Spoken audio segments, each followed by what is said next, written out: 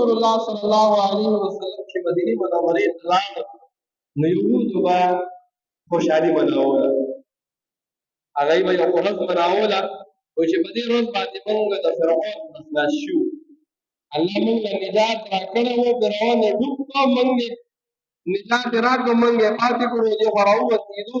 نو هغه ورځ هغوی د خوشحالۍ لپاره خاص کړې وه چې په دې ورځ به موږ خوشحالي کوو. رسول الله صلی الله علیه وسلم صحابه هم د رسول الله د سوال چې موږ څوک موږ هم یو خوشحالي پکار ده.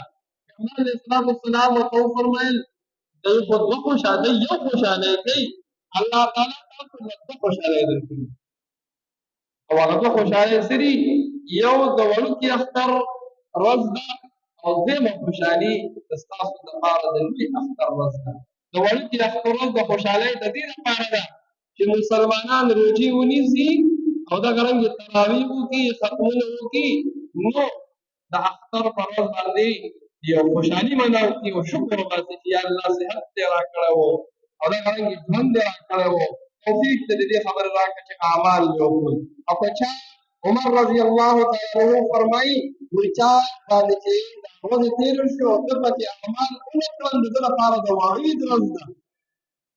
او دغه رنګې د لوی اختر ورځ دا د ابراهیم علیه السلام د سنت د ژوندي کېدو ورځ ده چې الله تعالی اسماعیل علیه السلام ذبح نه بچ کړ او د اسمان نګر راولېږه او هغه قربان شو.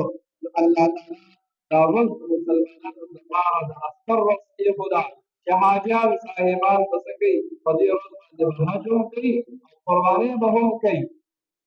نو ستاسو دپاره صحابه ستاسو دپاره دوه خوشحالۍ دي، د هغوی دپاره یو ده او ستاسو دپاره دوه دي. نو